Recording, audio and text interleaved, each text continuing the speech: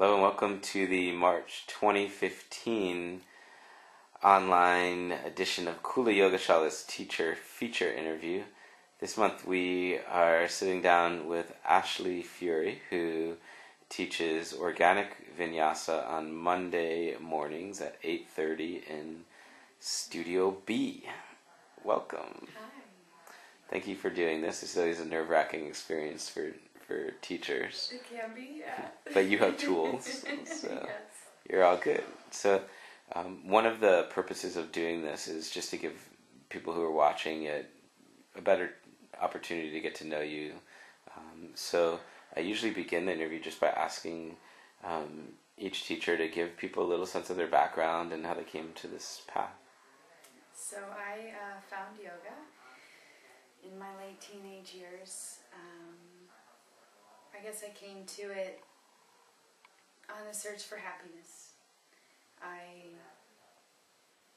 was in an unhappy state, I guess, and the options that were offered to me didn't resonate. I wasn't happy with what society had to offer me.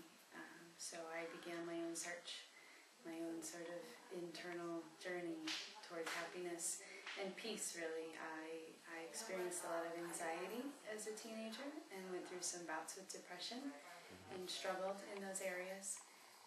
So just finding a natural way, a holistic approach to creating a space for myself to experience life from a peaceful state, because I knew that that was possible.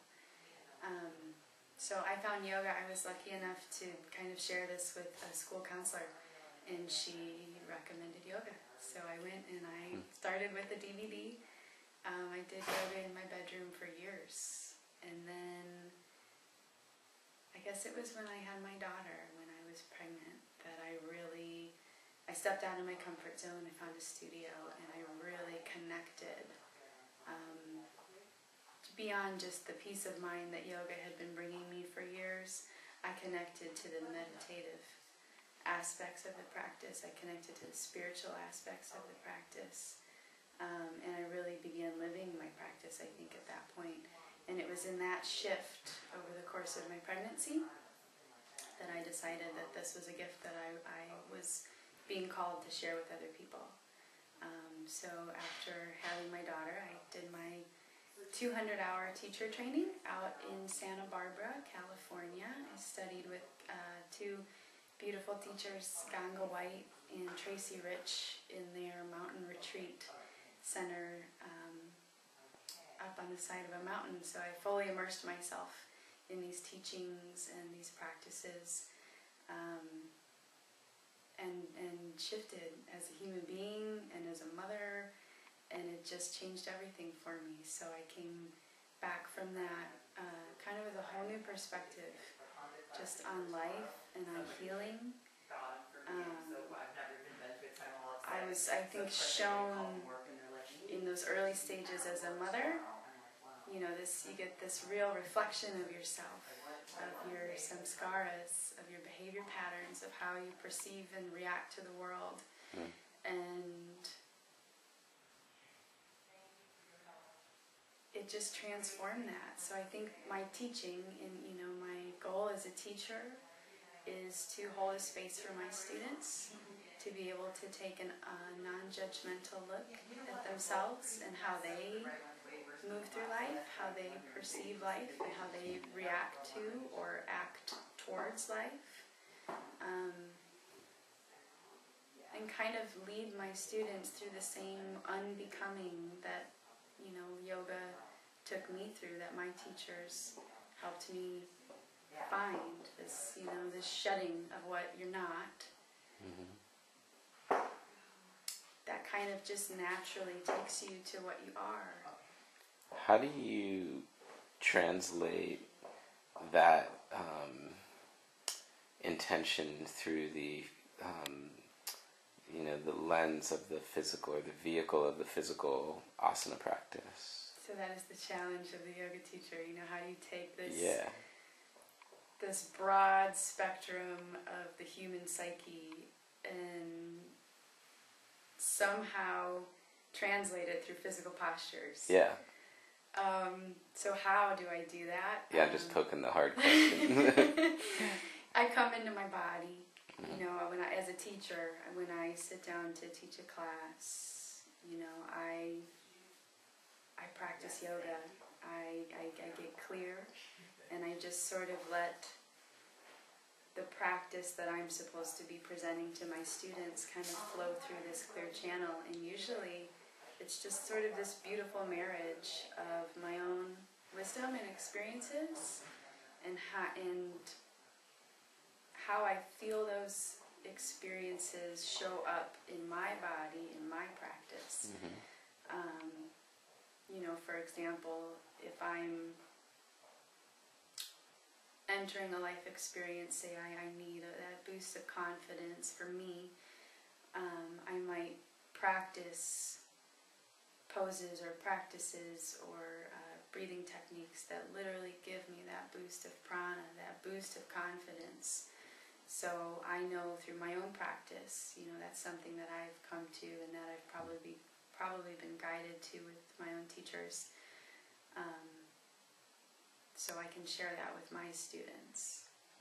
Definitely sounds like something you're called to do, and it's like, you know, your life purpose. And how does it feel to be living your purpose? It feels great. It really does. You know, it has its own challenges. It's life. Life is life. But it's the most beautiful gift to be given, to be able to take my story, I guess, and these teachings and couple those two things together and then present it to the people that the universe places in my path. And then to see people have the same moments, you know, the same epiphanies, and to watch those little lights. I mean, there's really nothing like it. And I think no matter what you're doing in your life, if you're in line, you know, with your niche, with your truth, you get to experience that. And that, you know, whether you're a lawyer or an artist or a dancer, when you're living your truth, life just blossoms, you know, and every moment is a blessing, whether it's challenging or blissful, whether I feel empowered as a teacher or depleted, it's all a part of it, and it's just beautiful, and I feel thoroughly blessed every day that I get to do something so in line with my truth. No doubt. And for people that are coming to take your class, especially because vinyasa is so, you know, ubiquitous in our culture, and as I listen to you, and of course know you, I feel like you really bring this healing presence to the practice. So you just have like a minute left on the video, but I would love to hear you just speak about how you utilize the vinyasa practice as a healing practice and what that may look like for people that are interested in coming to check it out. I believe that healing has to be holistic. It has to address all levels of your being. So whether you're healing a physical disease or you're healing an emotional trauma, that healing occurs on all levels. And I think that's the gist of, you know, the word holistic, is to approach healing on a holistic level. So in a yoga practice, I get to address all the different levels. And when I'm working, when my students come to my class, we might be moving through a physical practice, but as a teacher, I'm hoping to hold a space, a safe space for my students to heal the deeper layers, you know, to move into the emotional body, the mental body, and the spiritual body, and to get there through the physical body with the breath as the guide. That's beautiful. And then to just bring light, you know, bring awareness to the spaces that need healing. Thank you so much. Thanks, Kat. Namaste. Namaste.